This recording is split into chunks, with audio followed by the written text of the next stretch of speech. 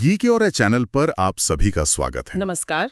आज हम इतिहास के एक बहुत ही महत्वपूर्ण हिस्से की गहराई में उतरने वाले हैं। जी, प्राचीन भारत का इतिहास, एंशिएंट इंडियन हिस्ट्री। हाँ, और ये जानकारी मतलब जो कॉम्पिटिटिव एग्जाम्स की तैयारी कर रहे हैं उनके लिए तो बेहद जरूरी है। बिल्कुल। आगे बढ़ने से पहले एक छोटी सी गुजारिश, हमारे चैनल को सब्सक्राइब जरूर कर लें। हाँ, ताकि भविष्य में जो भी ऐसी महत्वपूर्ण चर्चाएं हो वो आप तक पहुंचती रहें। तो चलिए शुरू करते हैं। सबसे पहले ये समझते हैं कि ये इतिहास मतलब हिस्ट्री आखिर है क्या चीज। सीधे शब्दों में कहें तो ये बस अतीत का अध्ययन है, मतलब जो बीत गया उसे जानना। अच्छा, ये शब्द असल में ग्रीक भाषा के शब्द हिस्टोरिया से आया है। हिस्टोरिया? हाँ, जिसका मतलब होता है रिसर्च या इन्वेस्टिगेशन, छानबीन एक तरह से। ओके, और इसमें ये बीसी और एडी का चक्कर बड़ा रहता है, ये क्या है? हाँ, ये समझना बहुत जरूरी है। देखिए, बीसी का मतलब है बिफोर क्राइस्ट, यानी ईसा मसीह के जन्म से पहले का समय। ठीक है। जैसे गौतम बुद्ध का जन्म हुआ 563 बीसी में और मृत्यु हुई 483 बीसी में। तो बीसी में साल पीछे की तरफ चलते हैं, घटते क्रम में। अच्छा, मतलब 563 पहले आया, फिर 483। बिल्कुल। और एडी का मतलब है एनो डोमिनी, लातीनी भाषा में इसका मतलब है ईसा के वर्ष में। जैसे जीसस क्राइस्ट को सूली पे चढ़ाया गया 30 एडी में। तो अगर हम कहें 6th सेंचुरी बीसी, तो इसका मतलब हुआ 600 बीसी से लेके 501 बीसी तक का समय। ये टाइमलाइन समझना मतलब घटनाओं को क्रम में रखने के लिए बेसिक है। बिल्कुल सही। तो अब चलते एकदम शुरुआत में, पाषाण युग, स्टोन एज। हाँ, स्टोन एज या लिथिक एज।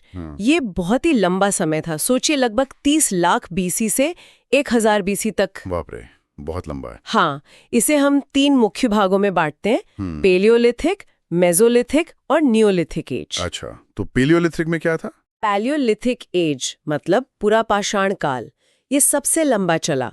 इस वक्त इंसान, आप कह सकते हैं, हंटर्स और फूड गैदरर्स थे। शिकारी और संग्राहक। हाँ, और उनके औजार पत्थर के थे, खुरदुरे से, जैसे chopper, hand axe, flake tools. Okay, फिर मेसोलिथिक? मेसोलिथिक एज यानी मध्य पाषाण काल। इसमें औजार थोड़े बेहतर हुए, छोटे और नुकीले, जिन्हें माइक्रोलिथ्स कहते हैं। माइक्रोलिथ्स? हाँ, इंसान अब भी शिकारी थे, लेकिन उन्होंने पशुपालन भी शुरू कर दिया था, मतलब हर्डर्स भी बन गए थे। अच्छा, तो जानवरों को पालना शुरू हो गया था। जी, और फिर आया नियोलिथिक एज, नवपाषाण काल। ये तो एक तरह की क्रांति थी। क्रांति कैसे? क्योंकि इस दौर में इंसान ने खेती करना सीख लिया, वो फूड प्रोड्यूसर बन गया। वाह, ये तो बहुत बड़ा बदलाव था। बिल्कुल। और जब खेती शुरू हुई तो लोग एक जगह बसने लगे। औजार भी अब पॉलिश्ड थे, मतलब घिसे हुए, चिकने और ज्यादा कारगर। और इसी नींव पर खड़ी हुई भारत की पहली महान सभ्यता। सही पकड़ा, हड़प्पन एज या इंडस वैली सिविलाइजेशन, लगभग 2500 बीसी से 1750 बीसी के बीच। इसे ब्रॉन्ज एज सभ्यता भी कहते हैं ना? हाँ, कांस्य युग, क्योंकि इस समय कांसे का इस्तेमाल शुरू हो गया था। इसकी खोज, जैसा आपने कहा, 1921 में दयाराम साहनी ने की, हड़प्पा स्थल पर। हड़प्पा, ये आज पाकिस्तान में है? जी, और उसके ठीक अगले साल 1922 में आर.डी. बैनर्जी ने मोहेंजोदारो की खोज की। मोहेंजोदारो, इसका नाम तो बहुत सुना है। ये सभ्यता तो काफी फैली हुई थी। बहुत। अफगानिस्तान से लेकर पाकिस्तान और भारत में पंजाब, सिंध, जम्मू कश्मीर, हरियाणा, राजस्थान, उत्तर प्रदेश, गुजरात और महाराष्ट्र तक इसके स्थल मिले हैं। कमाल है। और इन शहरों की क्या खासियत थी? सुना बड़े प्लान्ड शहर थे ये। अरे, इनकी प्लानिंग तो आज भी हैरान करती है। हड़प्पा जो रावी नदी के किनारे था, वहाँ 6 अन्न भंडारों, ग्रैनरीज की पूरी कतार मिली है और मदर गॉडेस की मूर्तियां भी मिली। अच्छा। और मोहेंजोदारो जो सिंधु नदी के किनारे था, वहाँ तो ग्रेट ग्रैनरी, ग्रेट बाथ यानी विशाल स्नानागार मिला है। ग्रेट बाथ, हाँ, वो तस्वीर देखी है मैंने। जी, वहां से पशुपति महादेवा मानी जाने वाली एक मोहर, दाढ़ी वाले आदमी की एक पत्थर की मूर्ति और कांसे की बनी एक नर्तकी, वुमन डांसर की मूर्ति भी मिली है। कांसी की नर्तकी, वो भी बहुत प्रसिद्ध है। और लोथल, वो तो पोर्ट सिटी थी। हाँ, लोथल गुजरात में भार्गवा नदी के पास एक महत्वपूर्ण बंदरगाह था। वहां से डबल बरियल, मतलब एक साथ 2 लोगों को दफनाने के सबूत मिले हैं, और मिट्टी की बनी छोटी मूर्तियां, टेराकोटा फिगरीन्स भी। इन शहरों की कॉमन फीचर्स क्या थी? मतलब क्या बात सब में एक जैसी थी? सबसे बड़ी बात थी systematic town planning, grid system पर आधारित सड़कें जो एक दूसरे को समकोण पर काटती थीं। अच्छा, बिल्कुल सीधी सड़कें। हाँ, और घरों में पकी हुई ईंटों का इस्तेमाल होता था। और सोचिए, उस जमाने में भी अंडरग्राउंड ड्रेनेज सिस्टम था। कमाल की बात है ये। वाकई कमाल है। Underground drainage. ज्यादातर शहरों में एक किला जैसा ऊंचा हिस्सा सिटाडेल होता था। शायद शासक वर्ग वहां रहता होगा। बस चन्हूदारो एक ऐसा शहर था जहां सिटाडेल नहीं मिला। अच्छा, और घोड़े के बारे में क्या? क्या हड़प्पन लोग घोड़े इस्तेमाल करते थे? ये थोड़ा विवादित है। वैसे तो ज्यादातर जगहों से घोड़े के पक्के सबूत नहीं मिले हैं, लेकिन हाँ, सुरकोटदा जो गुजरात में है, वो अकेली ऐसी साइट है जहां से घोड़े के अवशेष मिले हैं। और खाने में क्या उगाते थे वो? मुख्य फसलें थीं गेहूं और जौ। हालांकि लोथल और रंगपुर जैसी जगहों से चावल के भी सबूत मिले हैं। और कपास? सुना है दुनिया में सबसे पहले कॉटन यहीं उगाया गया? जी हाँ, ये इंडस वैली के लोगों की एक बहुत बड़ी देन है। पूरी दुनिया में सबसे पहले कपास उगाने वाले यही लोग थे। दिलचस्प। अच्छा, क्या कोई ऐसा जानवर है जिसके बारे में उन्हें पता ही नहीं था? अच्छा, ऐसा माना जाता है कि उन्हें शेर के बारे में जानकारी नहीं थी। बाघ और हाथी के चित्र तो मिलते हैं, पर शेर के नहीं। अच्छा, और व्यापार? व्यापार काफी फैला हुआ था, खासकर मेसोपोटामिया, जिसे सुमेरिया भी कहते हैं, उसके साथ इनके मजबूत व्यापारिक संबंध थे। मोहरें मिली हैं वहां इनकी। और धातु, कौन सी धातु वो नहीं जानते थे? लोहा, आयरन। ये कांस्य युग की सभ्यता थी। लोहे का ज्ञान इन्हें नहीं था। लोहा बाद में आया वैदिक काल में। ठीक है। अच्छा, उनके देवी देवता कौन थे? पशुपति महादेव का जिक्र आया था? हाँ, चीफ मेल डेटी यानी प्रमुख पुरुष देवता पशुपति महादेव को माना जाता है, जिनकी मोहर मिली है। और मोहरों पर सबसे ज्यादा बिना कुबड़ वाला बैल मिलता है। और वो स्वस्तिका चिन्ह? हाँ, स्वस्तिका चिन्ह का सबसे पुराना प्रमाण भी इंडस वैली से ही मिलता है। मोहरें बनाने के लिए वो ज्यादातर स्टीटाइट नाम के एक नरम पत्थर का इस्तेमाल करते थे। बहुत खूब। तो इंडस वैली के बाद शुरू होता है वैदिक कल्चर का दौर। लगभग 1500 बीसी से 600 बीसी तक। जी। माना जाता है कि आर्यंस, जो शायद सेंट्रल एशिया से आए थे, वो भारत में आए और सबसे पहले सप्त सिंधु यानी 7 नदियों के प्रदेश में बसे। ये मुख्यतः पंजाब और उसके आसपास का क्षेत्र था। आर्यंस, इनके बारे में हमें जानकारी कैसे मिलती है? इसका मुख्य स्रोत है वैदिक लिटरेचर। ये बहुत विशाल साहित्य है। सबसे महत्वपूर्ण है 4 वेदास। हाँ, वेदास। ऋग्वेद, यजुर्वेद, सामवेद और अथर्ववेदा। ऋग्वेद सबसे पुराना है। इसमें 1028 हिम्स हैं, मतलब सूक्त या भजन, जो देवताओं की स्तुति में है।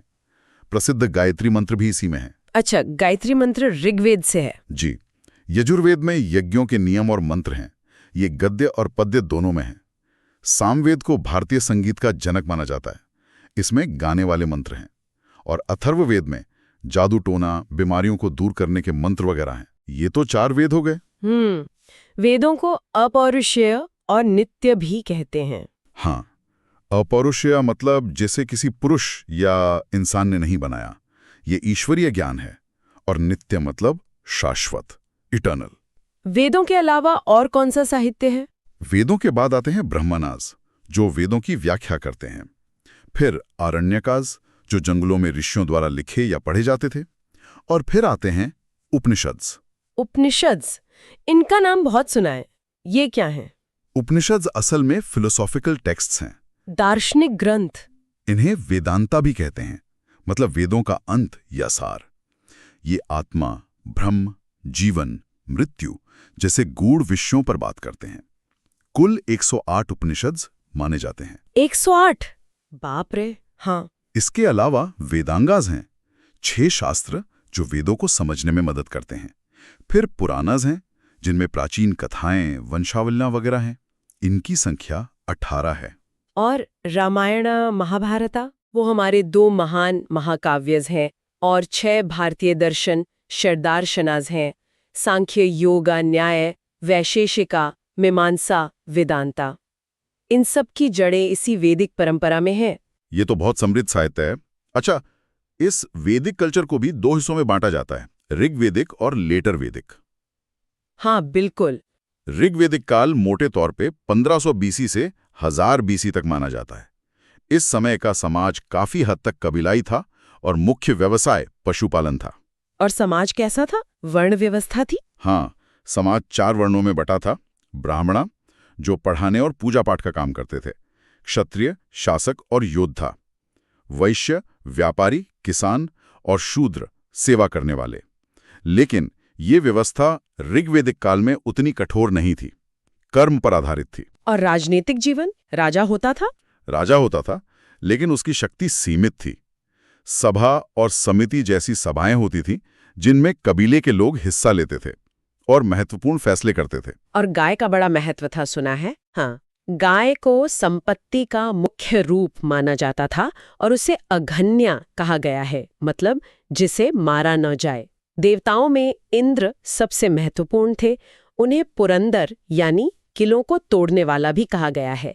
अग्नि और वरुण भी प्रमुख देवता थे। ठीक है, तो फिर लेटा वैदिक काल में क्या बदलाव आए? ये 1000 बीसी से 600 बीसी तक था। जी, इस काल में आर्य संस्कृति का केंद्र पश्चिम से पूरब की ओर खिसक गया, सरस्वती नदी से गंगेज यानी गंगा के मैदानों की तरफ। अच्छा, गंगा घाटी की ओर। हाँ, अब कृषि ज्यादा महत्वपूर्ण हो गई। पशुपालन के साथ साथ चावल, जौ, गेहूं मुख्य फसलें बन गई। लोहे का इस्तेमाल इसी काल में शुरू हुआ, जिसने खेती और औजारों में क्रांति ला दी। लोहे का इस्तेमाल, ये बड़ा बदलाव था। बहुत बड़ा। इससे जंगल साफ करके खेती के लिए जमीन बनाना आसान हो गया। समाज में वर्ण व्यवस्था अब ज्यादा कठोर हो गई और जन्म पर आधारित होने लगी। मतलब अब कर्म से ज्यादा जन्म महत्वपूर्ण हो गया। हाँ, राजा की शक्ति भी बढ़ी। बड़े बड़े राज्य बनने लगे, जिन्हें जनपद कहा गया।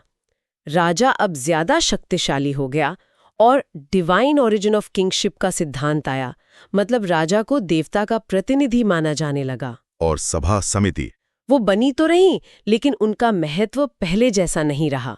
देवताओं में भी बदलाव आया। अब इंद्र और अग्नि की जगह प्रजापति, जिन्हें ब्रह्मा भी माना जाता है, सबसे महत्वपूर्ण देवता बन गए। विष्णु और रुद्र, जिन्हें बाद में शिव कहा गया, का महत्व भी बढ़ गया। और वो 4 आश्रम, ब्रह्मचार्य, गृहस्था। हाँ, जीवन को 4 आश्रमों में बांटा गया। ब्रह्मचार्य, शिक्षा का काल; गृहस्था, गृहस्थ जीवन; वनप्रस्था, वन में जाकर चिंतन मनन; और संन्यास, सब कुछ त्याग देना। इसका स्पष्ट उल्लेख जोबाला उपनिषद में मिलता है। इसी समय वो विवाह के 8 प्रकार भी बताए गए। जी हाँ, समाज जटिल हो रहा था तो नियम कानून भी बन रहे थे। ब्रह्मा, दैवा, आर्ष, प्रजापत्य को अच्छा माना जाता था, जबकि गांधर्व, असुर, राक्षसा, पैशाचा को उतना अच्छा नहीं माना जाता था। और यहीं से बड़े राज्यों, मतलब महाजनापदास का उदय शुरू हुआ। बिल्कुल। लेटर वैदिक काल के अंत तक, लगभग 600 बीसी के आसपास, छोटे जनपद मिलकर बड़े राज्य बन गए, जिन्हें महाजनापदास कहा गया। पूरे भारत में ऐसे 16 महाजनपदों का उल्लेख मिलता है। 16 महाजनपद। इनमें से कौन से ज्यादा महत्वपूर्ण थे? इनमें मगध बिहार में, काशी, वाराणसी, कोसला, अवध क्षेत्र, अवंती, मालवा जैसे राज्य ज्यादा शक्तिशाली बनकर उभरे, और इनमें भी मगध सबसे आगे निकल गया। मगध? हाँ, इसी ने बाद में साम्राज्य बनाया। अच्छा, ये वही समय था जब नए धार्मिक आंदोलन भी शुरू हुए, लगभग 600 बीसी से 400 बीसी के बीच। एकदम सही। ये काल सिर्फ राजनीतिक उथल-पुथल का ही नहीं था, बल्कि धार्मिक और वैचारिक मंथन का भी था। वैदिक धर्म की जटिलताओं और कर्मकांडों के विरोध में कई नए विचार सामने आए। इनमें 2 सबसे प्रमुख थे, बुद्धिज्म और जैनिज्म। पहले बुद्धिज्म की बात करते हैं। गौतम बुद्ध। गौतम बुद्ध, जिनका बचपन का नाम सिद्धार्थ था, उनका जन्म 563 बीसी में लुम्बिनी, आज के नेपाल में, के साक्य क्षत्रिय कुल में हुआ था।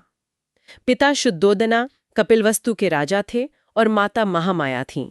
उनका जीवन तो काफी नाटकीय मोड़ों से भरा था। हाँ, उनका विवाह राजकुमारी यशोधरा से हुआ और उनका एक पुत्र राहुल था।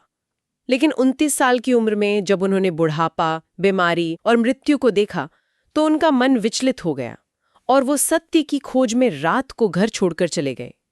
इस घटना को महाभिनिष्क्रमणा कहते हैं। महाभिनिष्क्रमणा? और फिर उन्हें ज्ञान कैसे मिला? उन्होंने कई साल कठोर तपस्या की।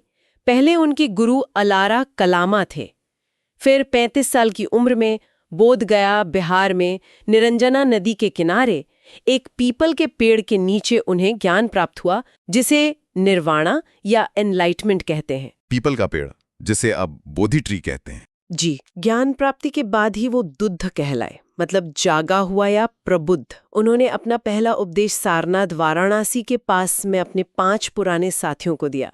इसे धर्मचक्र प्रवर्तना कहते हैं, धर्म के चक्र को गति देना। और उनका संदेश क्या था? उनका मूल संदेश था दुख से मुक्ति का मार्ग। उन्होंने 4 आर्य सत्य, 4 नोबल ट्रूथ्स बताए।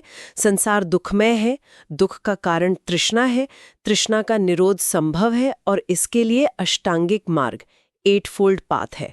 उन्होंने मध्यम मार्ग अपनाने पर जोर दिया। और उनका निधन 80 साल की उम्र में 483 बीसी में कुशीनगर, उत्तर प्रदेश में उनका निधन हुआ, जिसे महापरिनिर्वाणा कहा जाता है। बुद्ध के जीवन की घटनाओं को कुछ प्रतीकों से भी दर्शाया जाता है। प्रतीक जैसे जन्म का प्रतीक है कमल और बैल, लोटस एंड बुल, गृहत्याग का घोड़ा, हॉर्स, ज्ञान प्राप्ति का बोधि वृक्ष, बोधि ट्री, पहले उपदेश का पहिया, व्हील, और मृत्यु का स्तूप, स्टूपा। अच्छा, और वो बुद्धिस्ट काउंसिल्स वो क्यों हुई थी? बुद्ध के उपदेशों को संकलित करने और संघ के नियमों को व्यवस्थित करने के लिए समय समय पर बौद्ध भिक्षुओं की सभाएं हुईं, जिन्हें बुद्धिस्ट काउंसिल्स या बौद्ध संगीति कहते हैं। 4 प्रमुख काउंसिल्स हुईं। कौन कौन सी? पहली हुई बुद्ध के निधन के तुरंत बाद, राजगृह में राजा अजातशत्रु के समय। दूसरी हुई वैशाली में राजा कालाशोका के समय। तीसरी सबसे महत्वपूर्ण हुई पाटलिपुत्र में सम्राट अशोका के समय। इसी में बौद्ध धर्म के प्रचार के लिए भिक्षुओं को विदेश भेजने का फैसला हुआ। अशोका ने तो बौद्ध धर्म को बहुत फैलाया। हाँ, और चौथी काउंसिल हुई कश्मीर के कुंदलवन में राजा कनिष्का के समय। इसी काउंसिल में बौद्ध धर्म 2 मुख्य शाखाओं हीनयाना और महायाना में बट गया। हीनयाना और महायाना, इनमें क्या अंतर है? हीनयाना मूल शिक्षाओं पर जोर देता है और बुद्ध को महापुरुष मानता है, जबकि महायाना बुद्ध को ईश्वर मानता है, मूर्ति पूजा करता है और बोधिसत्व की अवधारणा में विश्वास रखता है। बाद में एक और शाखा वज्रयाना भी विकसित हुई, जिसमें तंत्र मंत्र का प्रभाव था। बौद्ध साहित्य के बारे में कुछ बताइए। बौद्ध धर्म का प्राचीन साहित्य ज्यादातर पाली भाषा में है। सबसे महत्वपूर्ण है त्रिपिटका, यानी 3 पिटारियां। विनया पिटका संघ के नियम, सुत्ता पिटका बुद्ध के उपदेश और अभिधम्मा पिटका दर्शन। इसके अलावा मिलिंदपन्हो, दीपावंशा, महावंशा जैसे ग्रंथ भी हैं। संस्कृत में भी काफी साहित्य लिखा गया, जैसे अश्वघोष का बुद्ध चरित्र और वसुमित्र का महाविभाषा शास्त्र। ये तो हुई बुद्धिज्म की बात। अब आते हैं जैनिज्म पर। ये भी उसी समय का है? जी हाँ, जैन परंपरा में 24 तीर्थंकर माने जाते हैं, जो समय समय पर धर्म का मार्ग दिखाने आते हैं। पहले तीर्थंकर ऋषभदेव थे, जिन्हें आदिनाथ भी कहते हैं। और 24वें वो महावीरा थे? हाँ, 24वें और अंतिम तीर्थंकर महावीरा थे। वैसे 23वें तीर्थंकर पार्श्वनाथ भी ऐतिहासिक पुरुष माने जाते हैं। उन्होंने 4 शिक्षाएं दी थीं: अहिंसा, हिंसा न करना, सत्य, सच बोलना, अस्तेय, चोरी न करना और अपरिग्रह, जरूरत से ज्यादा जमा न करना। और महावीरा ने इसमें क्या जोड़ा? महावीर ने इसमें 5वां महाव्रत जोड़ा, ब्रह्मचर्य, इंद्रिय निग्रह। हर तीर्थंकर का एक प्रतीक चिन्ह भी होता है, जैसे ऋषभ का बुल, पार्श्वनाथ का सांप और महावीर का शेर। अच्छा, जैनिज्म के मूल सिद्धांत क्या हैं? क्या ये ईश्वर में मानते हैं? जैनिज्म वेदों की सत्ता को नहीं मानता। ये ईश्वर के अस्तित्व को सृष्टि के कर्ता के रूप में स्वीकार नहीं करता, लेकिन ये कर्मफल और आत्मा के पुनर्जन्म, ट्रांसमाइग्रेशन ऑफ सोल में दृढ़ विश्वास रखता है। ये समानता पर बहुत जोर देता है और सबसे ज्यादा बल अहिंसा पर देता है, मतलब किसी भी जीव को कष्ट न पहुंचाना। महावीर का जीवन कैसा था? महावीर का जन्म 540 बीसी के आसपास वैशाली के पास कुंडग्रामा में हुआ था। उनके पिता सिद्धार्था जानित्र का कुल के प्रधान थे और माता त्रिशाला लिच्छवी राजकुमारी थीं। उनका विवाह यशोदा से हुआ था और उनकी एक बेटी थी प्रियदर्शनी। उन्होंने भी घर छोड़ा था? हाँ, 30 साल की उम्र में उन्होंने सत्य की खोज में गृहत्याग किया। उन्होंने 12 साल तक कठोर तपस्या की, जिसके बाद उन्हें कैवल्य यानी सर्वोच्च ज्ञान प्राप्त हुआ। उन्होंने अपना पहला उपदेश पावा में दिया। उन्होंने अपने विचारों का खूब प्रचार किया। 72 साल की उम्र में 468 BC में पावोपुरी, बिहार में उनका निधन निर्वाण हुआ। जैन धर्म के त्रिरत्ना और पंचामहाव्रतास क्या हैं? त्रिरत्ना यानी 3 रत्न हैं। सम्यक श्रद्धा यानी सही विश्वास, सम्यक ज्ञान यानी सही ज्ञान, और सम्यक कर्म यानी सही आचरण। और पंचमहाव्रतास यानी 5 महाव्रत वही हैं अहिंसा, सत्य, अस्तेय, अपरिग्रह और ब्रह्मचार्य। ये भिक्षुओं के लिए कठोरता से पालन करने होते हैं। और इसमें भी काउंसिल्स हुई थी और सेक्ट्स? हाँ, 2 जैन काउंसिल्स हुई। पहली पाटलिपुत्र में लगभग 300 BC में और दूसरी वल्लभी, गुजरात में 512 AD में। इसी पहली काउंसिल के बाद ही जैन धर्म 2 मुख्य सेक्ट्स में बंट गया। श्वेतांबराज जो सफ़ेद वस्त्र पहनते हैं और दिगंबराज जो वस्त्रहीन रहते हैं, दिशाओं को ही अपना वस्त्र मानते हैं। अच्छा, और जैन आर्किटेक्चर के उदाहरण? उड़ीसा में उदयगिरी खंडगिरी की गुफाएं जैसे हाथी गुम्फा केव, राजस्थान में माउंट आबू पर बने खूबसूरत दिलवारा टेम्पल्स, और कर्नाटक में श्रावणबेलागोला में स्थित गोमतेश्वर बाहुबली की विशाल मूर्ति जैन कला और वास्तुकला के शानदार नमूने हैं। ठीक है, तो ये थे 2 प्रमुख धार्मिक आंदोलन। अब वापस चलते हैं मगध पर, जहां महाजनपदों का विकास हो रहा था। मौर्यों से पहले वहां कौन से वंश थे? मगध के उत्थान में कई वंशों का योगदान रहा।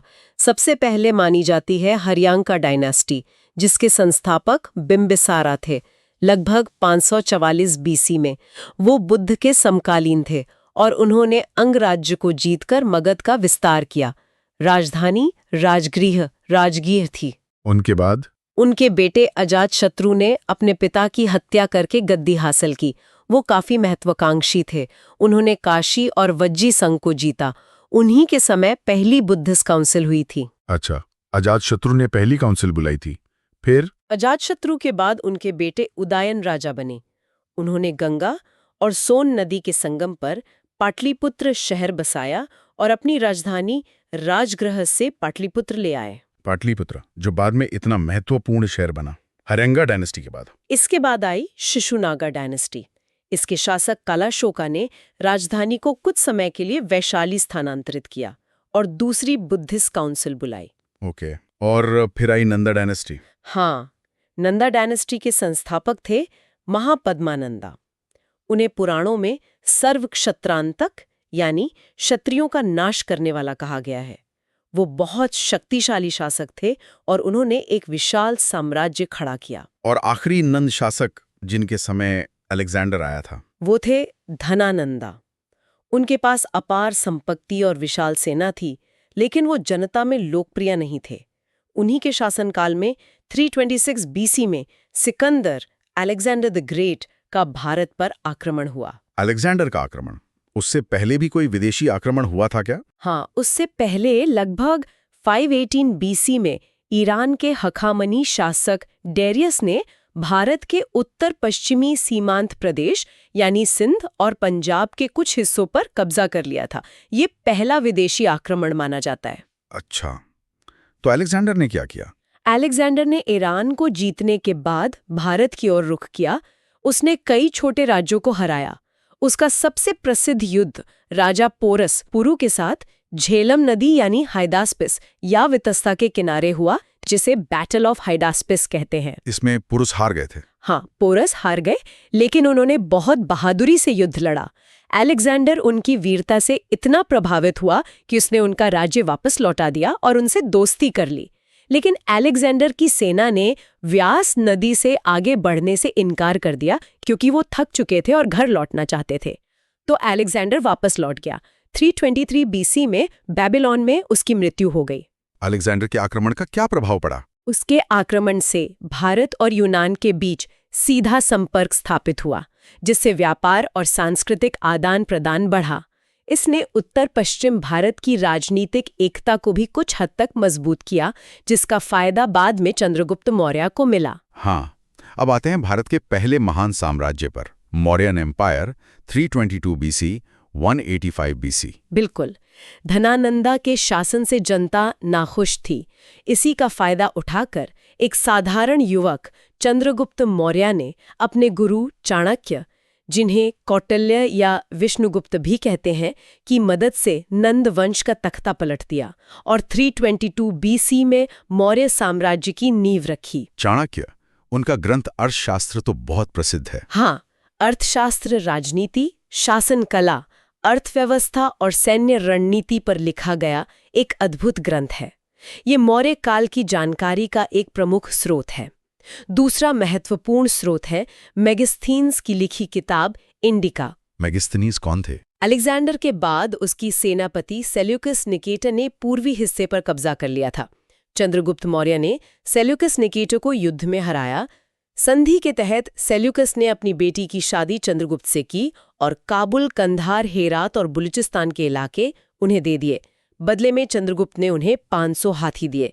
इसी संधि के तहत मेगिस्थनीज सेल्यूकस के राजदूत बनकर चंद्रगुप्त के दरबार पाटलिपुत्रा में आए थे।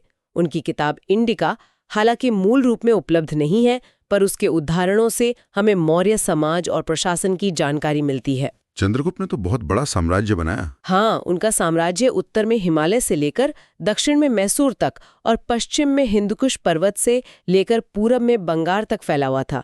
कहा जाता है कि जीवन के अंतिम दिनों में उन्होंने जैन धर्म अपना लिया और कर्नाटक के श्रावण बेलागोला चले गए, जहां उन्होंने संथारा उपवास द्वारा प्राण त्याग किया। उनके बाद उनके बेटे बिंदुसारा राजा बने। लेखों में अमित्रखेटिस कहा गया है, जिसका संस्कृत रूप अमित्रघात यानी शत्रुओं का नाश करने वाला हो सकता है। उन्होंने साम्राज्य को बनाए रखा और दक्षिण में कुछ विस्तार भी किया। और फिर आए महान अशोका 273-232 BC। जी, बिंदुसार के बाद उनके पुत्र अशोक सिंहासन पर बैठे। हालांकि कहा जाता है कि सिंहासन के लिए भाइयों में संघर्ष हुआ था। अशोक ने अपने शासन के शुरुआती वर्षों में साम्राज्य को और मजबूत किया। और फिर हुआ कलिंगा वॉर 261 BC। हाँ, ये उनके जीवन और भारतीय इतिहास का एक निर्णायक मोड़ था। अशोक ने कलिंग, वर्तमान ओडिशा, पर आक्रमण किया। युद्ध बहुत भयंकर था। लाखों लोग मारे गए या बंदी बनाए गए। इस नरसंहार को देखकर अशोक का मन बदल गया। उनका हृदय परिवर्तन हो गया। बिल्कुल, उन्होंने युद्ध की नीति हमेशा के लिए छोड़ दी और दिग्विजय, सैन्य विजय की जगह धम्म विजय, धर्म द्वारा विजय का रास्ता अपनाया। उन्होंने बौद्ध धर्म अपना लिया। और फिर उन्होंने धम्मा का प्रचार किया। ये धम्मा क्या था? धम्म कोई नया धर्म नहीं था, बल्कि सभी धर्मों का सार, नैतिक और सामाजिक आचरण के नियम थे। इसमें बड़ों का आदर, छोटों से प्यार, अहिंसा, सत्य बोलना, दान देना, सहिष्णुता जैसी बातें शामिल थीं। अशोक ने इसे अपने शिलालेखों, एडिक्ट्स के माध्यम से जनता तक पहुंचाया। ये शिलालेख तो पूरे साम्राज्य में मिले हैं। हाँ, ये पत्थर के स्तंभों और चट्टानों पर ब्राह्मी, खरोष्टी, आरमाइक और ग्रीक लिपियों में लिखे गए हैं। ये भारत के अलग-अलग हिस्सों के अलावा पाकिस्तान और अफगानिस्तान में भी मिले हैं। इन्हीं से हमें अशोक के शासन और धम्म के बारे में सबसे ज्यादा जानकारी मिलती है। जेम्स प्रिंसिप ने 1837 में इन्हें सबसे पहले पढ़ा था। अशोक ने बौद्ध धर्म को विदेशों में भी फैलाया। हाँ, उन्होंने अपने पुत्र महेंद्र और पुत्री संघमित्रा को बौद्ध धर्म के प्रचार के लिए श्रीलंका भेजा। उन्होंने मध्य एशिया, बर्मा, म्यांमार और अन्य देशों में भी धर्मदूत भेजे। उन्हीं के संरक्षण में पाटलिपुत्र में तीसरी बुद्धिस्ट काउंसिल हुई थी। मौर्य प्रशासन कैसा था? क्या वो बहुत सेंट्रलाइज था? हाँ, मौर्य प्रशासन काफी हद तक सेंट्रलाइज था। सम्राट सत्ता का केंद्र था, लेकिन उसकी सहायता के लिए एक विस्तृत नौकरशाही थी। कौटिल्य ने राज्य के 7 अंग बताए हैं। सप्तांगा थ्योरी: राजा, अमात्य, मंत्री, जनपदा, क्षेत्र और प्रजा, दुर्ग, किला, कोषा, खजाना, सेना और मित्र राज्य। मिनिस्टर्स होते थे? हाँ, एक मंत्री परिषद होती थी जिसमें महत्वपूर्ण मंत्री शामिल थे। साम्राज्य प्रांतों में बटा था, जिनके गवर्नर अक्सर राजकुमार होते थे। स्थानीय स्तर पर भी प्रशासन की व्यवस्था थी। उनके पास एक विशाल स्थायी सेना और गुप्तचर व्यवस्था भी थी। टैक्स सिस्टम कैसा था? कृषि मुख्य आय का स्रोत था। भूमि कर भाग, उपज का आम तौर पर 14 से 16 हिस्सा होता था। व्यापार पर भी कर लगता था। सोहागौरा यूपी और महास्थाना बांग्लादेश से मिले ताम्रपत्र अभिलेखों से पता चलता है कि मौर्य शासक अकाल जैसी स्थितियों से निपटने के लिए अनाज का भंडारण भी करते थे। समाज कैसा था मौर्य काल में? कौटिल्य के अनुसार शूद्रस भी अब आर्यन समुदाय का हिस्सा थे और कृषि कार्यों में लग सकते थे।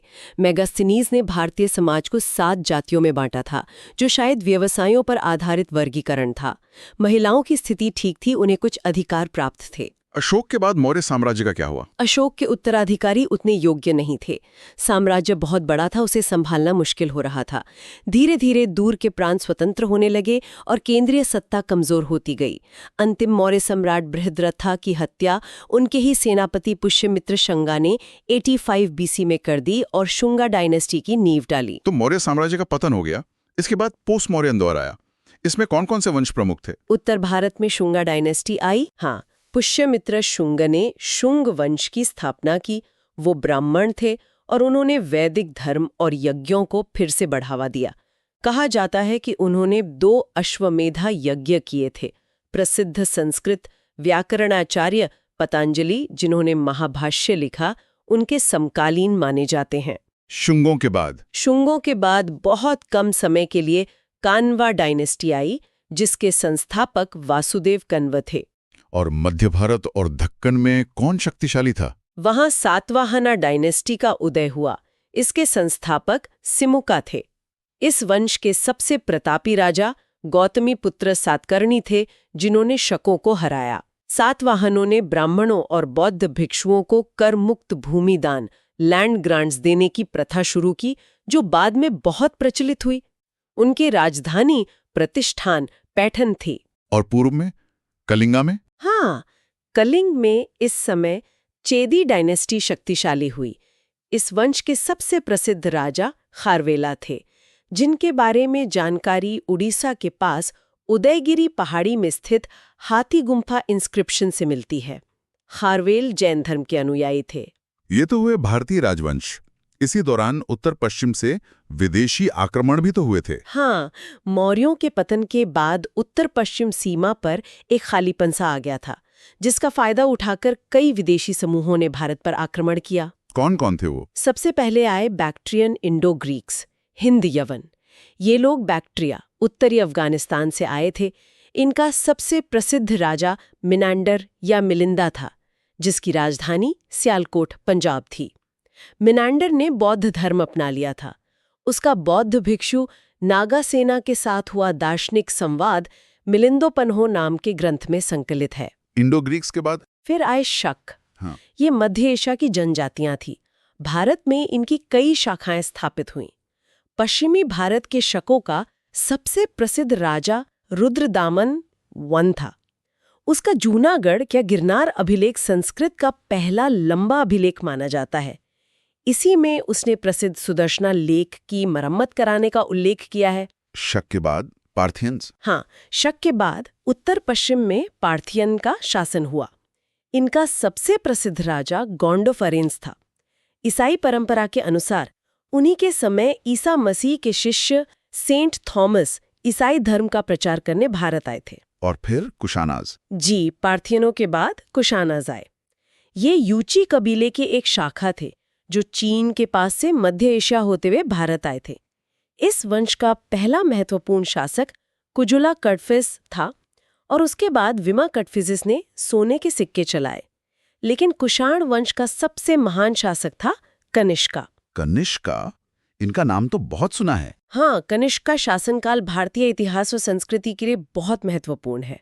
उन्होंने 78 AD में अपना राज्यारोहण किया और इसी मौके पर शक संवत्सर का एरा चलाया, जो आज भी भारत सरकार द्वारा प्रयोग किया जाता है। उनकी राजधानी पुरुषपुर, पेशावर और मथुरा थी। उन्होंने बौद्ध धर्म के लिए क्या किया? कनिष्क बौद्ध धर्म के महान संरक्षक थे। उन्हीं के समय में कश्मीर के कुंडलवन में चौथी बुद्धिस्ट काउंसिल हुई थी, जिसमें महायान शाखा को अंतिम रूप दिया गया।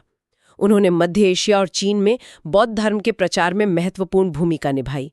उनके दरबार में अश्वघोष, जिन्होंने बुद्धचरित लिखा, नागार्जुना, महान दार्शनिक, वासुमित्र और चरका, आयुर्वेद के ज्ञाता जैसे विद्वान थे।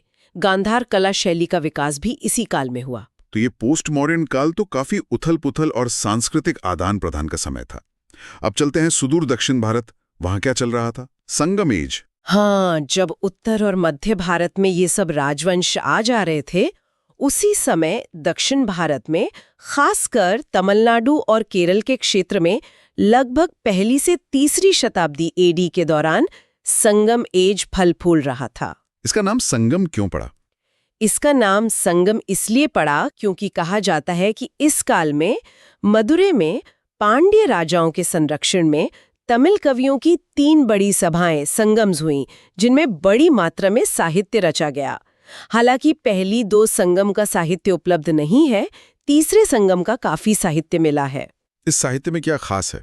संगम लिटरेचर हमें उस समय के समाज, राजनीति, अर्थव्यवस्था और संस्कृति की जानकारी देता है। इसमें तोलकाप्यम नाम का एक प्राचीन तमिल व्याकरण ग्रंथ बहुत महत्वपूर्ण है। इसके अलावा एत्तुकगाय 8 संग्रह और पट्टू पट्टू 10 गीत कविता संग्रह है। 2 प्रसिद्ध तमिल महाकाव्य सिलापथिकरम और मणिमेगलाई भी इसी युग के माने जाते हैं, हालांकि लिखे शायद बाद में गए। उस समय कौन से प्रमुख राजवंश थे दक्षिण में? 3 प्रमुख राजवंश थे, चेरस, चोलास और पांड्यास। चिरास कहाँ थे? चेरस का शासन मुख्यतः आज के केरल और तमिलनाडु के कुछ हिस्सों पर था।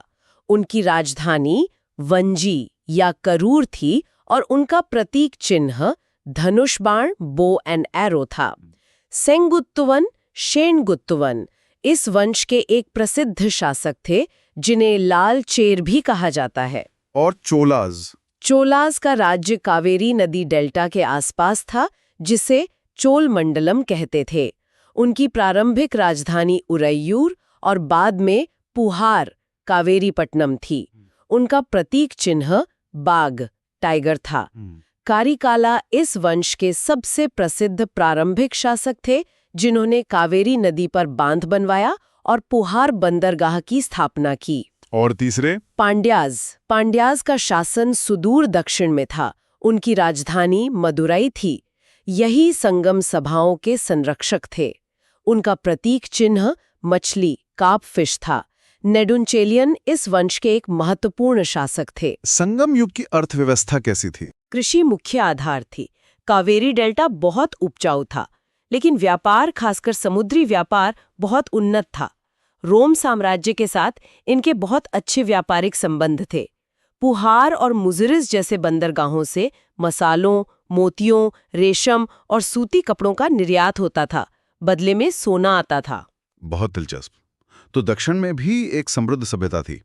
अब आते हैं उस दौर पर जिसे अक्सर भारत का गोल्डन एज कहा जाता है, गुप्ता एम्पायर, 319 एडी, 440 एडी। हाँ, मौर्य साम्राज्य के बाद भारत में जो राजनीतिक विकेंद्रीकरण हुआ था, उसे गुप्त शासकों ने फिर से समाप्त कर एक बड़े साम्राज्य की स्थापना की।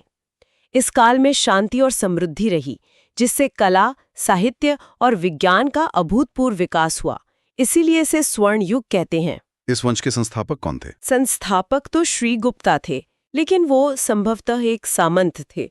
वास्तविक स्वतंत्रता और शक्ति चंद्रगुप्त प्रथम के समय आई। उन्होंने शक्तिशाली लिच्छवी राजवंश की राजकुमारी कुमारा देवी से विवाह किया, जिससे उनकी प्रतिष्ठा और शक्ति बढ़ी। उन्होंने महाराजाधिराज की उपाधि धारण की और 319-20 एडी में गुप्ता युग की शुरुआत की। चंद्रगुप्त प्रथम के बाद उनके बेटे समुद्रगुप्त आए।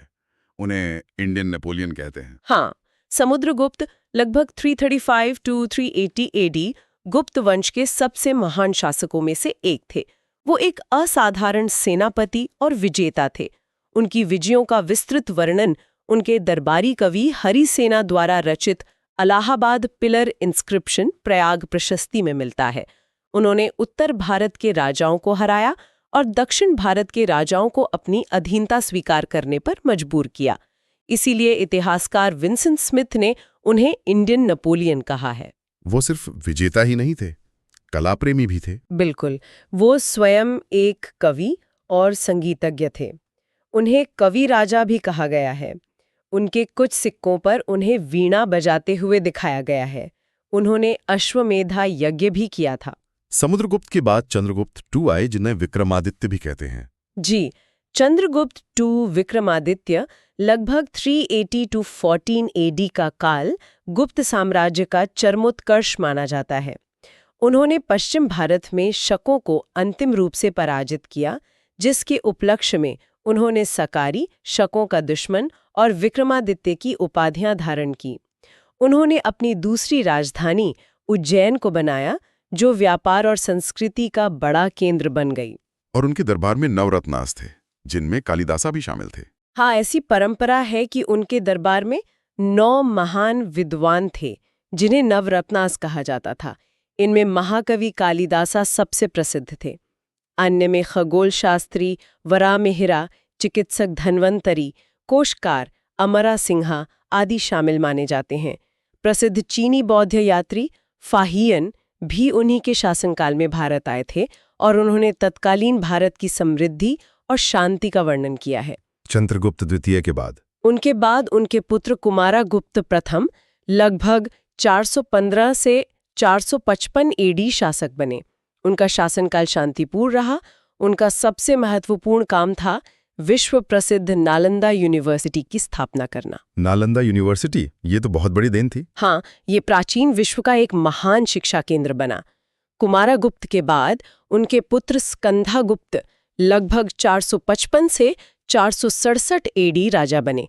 वो गुप्त वंश के अंतिम महान शासक थे। उनके सामने सबसे बड़ी चुनौती थी उत्तर पश्चिम से होने वाले हूणों के बर्बर आक्रमण। क्या वो हूणों को रोक पाए? हाँ, स्कंदगुप्त ने बड़ी वीरता से हूणों के आक्रमणों का सफलतापूर्वक सामना किया और उन्हें पराजित किया। इसका उल्लेख उनके भितरी स्तंभ लेख में मिलता है। लेकिन इन युद्धों से गुप्त साम्राज्य की आर्थिक स्थिति कमजोर हो गई। स्कंदगुप्त के बाद गुप्त साम्राज्य धीरे धीरे पतन की ओर चला गया। तो गुप्त काल को स्वर्ण युग क्यों कहते हैं?